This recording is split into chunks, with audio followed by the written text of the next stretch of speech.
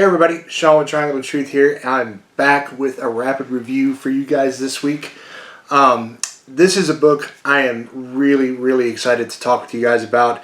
It's been one that I have been just chomping at the bits to finally have the chance to do a video for, and here we are. I'm here to talk to you guys about Unborn #1, which is written by Frank Gogol, art by Ev Cantata. Hope I said that right. If I didn't, please let me know. And letters by Sean Reinhardt, published by Source Point Press. So, Frank, let me just start off by saying, is an absolutely amazing writer. I've had the chance now to read a couple of his books, The Unborn and Power Rangers Unlimited Edge of Darkness. If you're a big Power Rangers fan, he's a huge one himself, maybe one of the biggest ones around. It is a great book. I definitely recommend you check that out as well. But now, let's jump into what this story is all about. This centers around a group or a crew, a 5-person crew on a ship on a mission basically to try and collect fuel for Earth. I'm guessing because Earth has run out of natural resources. So they're trying to do an expedition to bring fuel back to help, basically humanity survive for however many years. The crew's names are Marco, Rose, Riley, Trang, or Mia, as you learn her first name is, and Tim. The best way to describe this book in one sentence is Aliens meets Power Rangers. It's a very apt description, I think, in that you can really see kind of the influences from both worlds in the storytelling and not to mention the art. For most of the book, one of the crew members, Tim, seems to be kind of narrating. And by narrating, I mean you're really kind of seeing the day-to-day stuff mixed around his log entries that they're doing. They show parts of the crew doing log entries. He just happens to be the one that is more pronounced in this book. And you can see where they've been out for almost a year trying to find enough fuel to bring back to meet their quota for the company, the Coalition, as you learn that they're called, that hired them. And it's just, it's been taking its toll, not to mention it's 5 very different people just shoved together on a crew. It's not like people that have been around each other for years. They were put in a ship. They were put in cryo, I believe it was 2 years is what they say in the book. And then they come out and you're just basically, you have to work together.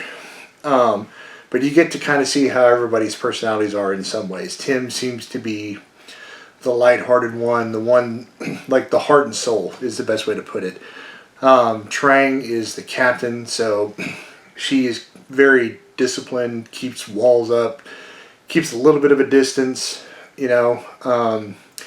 Marco is the scientist who pretty much has just kind of walled himself off from everybody.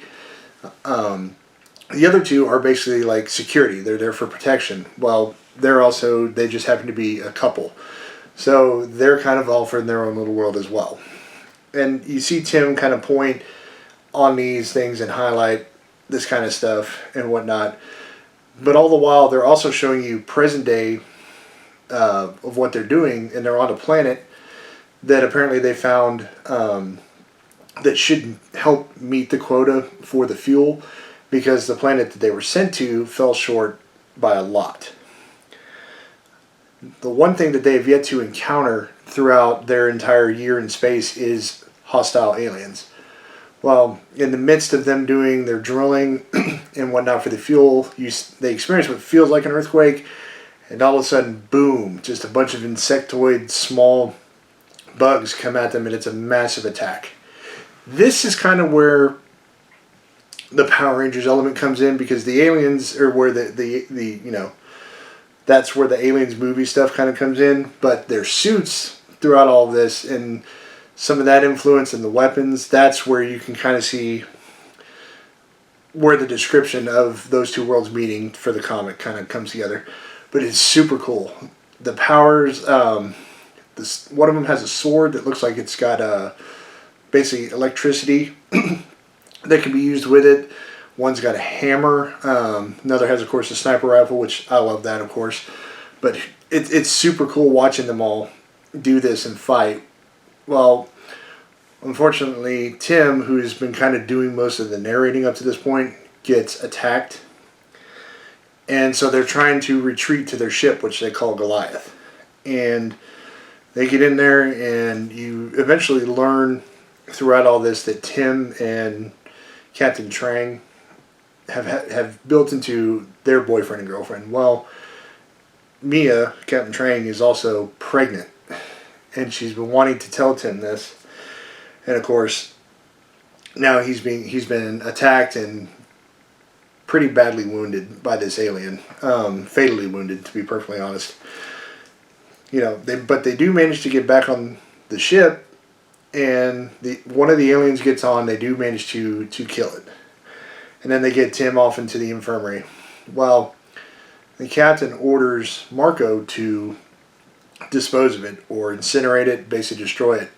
Marco does not do this, and this is where a bit of a plot twist comes in that Marco seems to have like a secondary mission, but I don't believe it has anything to do with the coalition and the people that hired him.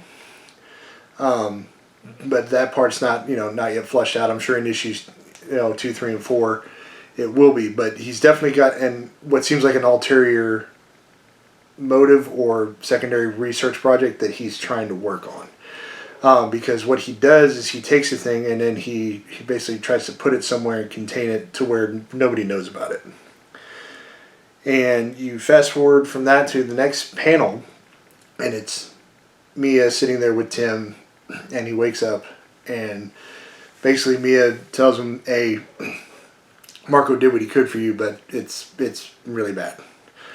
And then, of course, you learn that, or not you learn, Tim learns that she's pregnant. And you, up to this point, you've also heard that Tim's background was he didn't have a father. He had just his mom to raise him, and Mia had no parents. And unfortunately, this saddens both of them. But, it's a sad scene. It definitely was one of those, it pulls on the heartstrings a little bit, and of course, boom, passes away. Well then, out of literally nowhere, one of the aliens pops up, and you see Tim, it does something to Tim, not exactly sure what, and all of a sudden Tim just mutates into this just like zombie Hulk looking thing, and they basically end it right there with, I'm pretty sure it's probably going to attack and whatnot. All I can say is this story is visually and it's intellectually amazing. Frank and the art team not only do a good job of giving you a visual, but man, Frank's writing in general is very, very deep. A lot of thinking, and I like that. At least in this book, there's a lot of thinking. It's very, just really kind of had my mind going through it, and I love that. And like I said, it's just great storytelling from the whole team. I think that the rest of the series, 2, 3, and 4, I believe it's 4 issues for sure, it's going to be an amazing deal. I can't wait to learn more about like who the coalition is, if they dive into that at all. Of course, what happens with this mutated version of Tim, and what happens with the rest of the crew, especially with the captain being pregnant. Also, the big thing is, do we learn what this all secondary thing that Marco is working on is all about? I believe I have this in my pull box, so I should get all the rest of the issues as they come out. I'm excited for them. Totally random thought about this whole ordeal. I can already see this visually live action in my head. And for anybody who, like I said, Power Rangers meets aliens. I keep saying that, and I apologize, but for anybody who ever watched the bootleg universe Power Rangers short that's been on YouTube for several years, that's basically the majority of how I pictured this universe, with a little bit of the alien stuff mixed into it in terms of like how the insectoid type aliens are visually done. and whatnot. I just see those two universes live action coming together, and that's this universe if it were a movie or a TV series or something like that. I think that'd be awesome. I hope that happens. Lord knows I would watch it 100%, or even if it's an animated universe, same thing. Frank, I'd be happy to voice one of the characters. Just putting that out there. But overall, again, get down to your local comic shop. Issue 1 is already out. I believe issue 2 should be coming very shortly. And then just basically just pre-order the whole run. It'll be worth it. If you're not into pre-ordering a whole run, definitely get issue 1. I don't think you'll be disappointed, and then run back and then add the rest of the series to your pull box. As always, everybody, stay safe, stay healthy, and I will catch you guys next time. Later, everyone.